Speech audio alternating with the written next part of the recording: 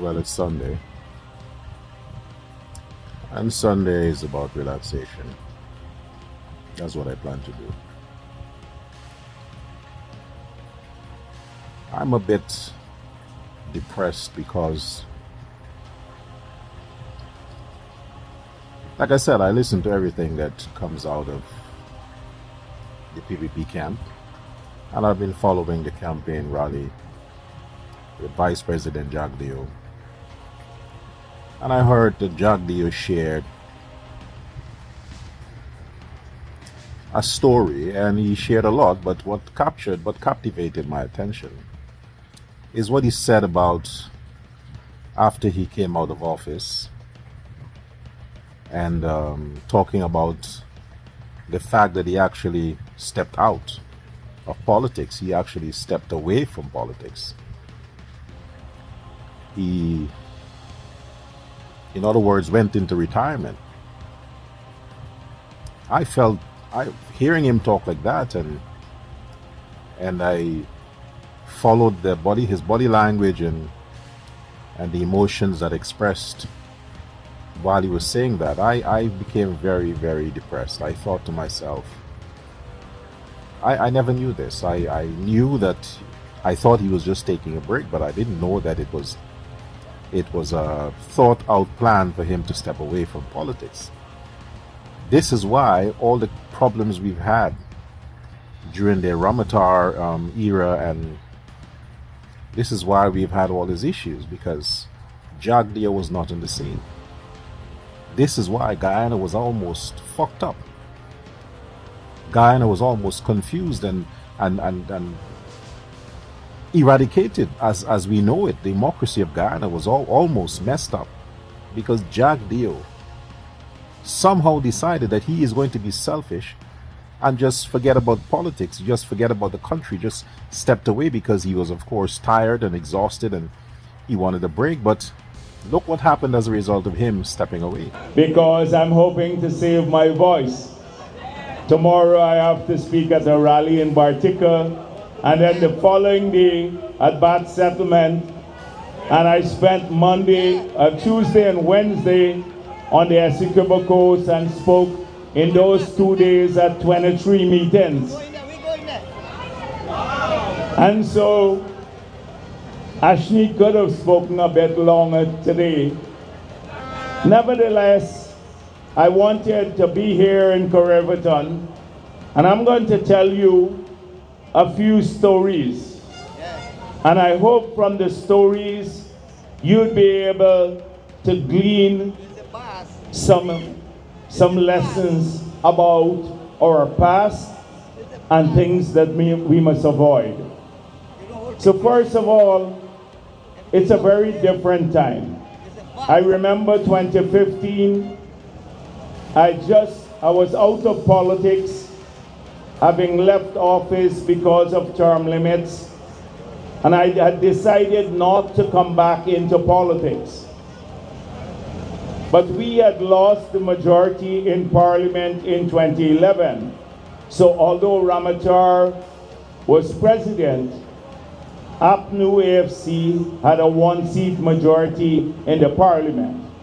And they used that majority to block every progressive thing that we sought to do. The country, in those 3 years, from 2012 to 2015, had started to decline. They cut some $90 billion from the budget. They refused to approve money because they had control over the Parliament for basic things. And then in 2015, I came back. I couldn't believe that Bharat Jadgeo could have been so selfish to put himself first and just forget about Guyana. You know, you've served the country. In your time, you have done the best. You have done what you had to do. You have saved. Following Chedi Jagan, you have continued his legacy. You have built the party. You kept the democracy. You kept the country together. You united the country. And then after all of that, you think that there's somebody else who can continue that legacy? You think you can just step aside and just take a break? Bharat Jadgeo, God didn't choose you because he just wanted somebody to take the place. Your role, Vice President, your role is a permanent one. You don't get to take a break. Bharat Jadgeo, you don't get to take a break. Look at what happened to Guyana in 10 years because you decided you need to retire. You're a young man. In the time when you talked about you retire, you were just what? In your 50s, I think? Early 50s? What the fuck is wrong with you? Look at what almost happened to that country because you decided that you need to take a break. The PNC took advantage of Ramatar. The PNC took advantage of the people there because you step aside. You can't afford to do that, Jagdeo. You made my heart broke. I listened to that and I thought, no wonder the country was going through all that problem because you decide to step away. Now you see how important you are. Now you see how important you are to Guyana's democracy, to Guyana's future, Bharat Jadgeo. I know you might be disappointed. I understand. There are ungrateful people on the other side. I get it. There are some Indo-Guyanese that allow themselves to be influenced and dissuaded by the fake promises of the PNC, even though their fathers and their mothers and their grandfathers and grandmothers would have told them about the chaos, the horror that visited them during the Burnham regime. I get it, their children and their grandchildren may not have experienced that, so they took a lot for granted. I know how frustrating it could be, Vice President. You are just human. But you have a mandate, sir. Presidents will come and go. Your job is not to come and go. Your job is to stay. In the meantime, sir, you can't afford to quit. You can't afford to quit. Look how Guyana bounced back when you decide to say, no, I'm coming out of retirement. Look where we are now. 2030 is another president. We still need you. 2035 is might be the same president, might be reelected. 2040 is another president. We still need Bharat Jadgeo. After Irfan gets his second term, you can take a break. 2 days a week, 3 days a week. Go on a vacation somewhere, take a 2 weeks break. But you got to come back and continue to work for the Guyanese people. There is no such thing as a break for you. I know all those speeches. I understand, sir. I understand. I understand you're not 20, you're not 30. I get it. But just take care of yourself. Do your exercises. I know you're not a man who drinks alcohol and those kinds of stuff. But we need you to stay strong and stay focused, Bharat Jadgeo, because without you, Guyana will become Haiti. Guyana will become Venezuela. You are the modern day Chedi. You are the modern day Chedi. I am loyal to Chedi.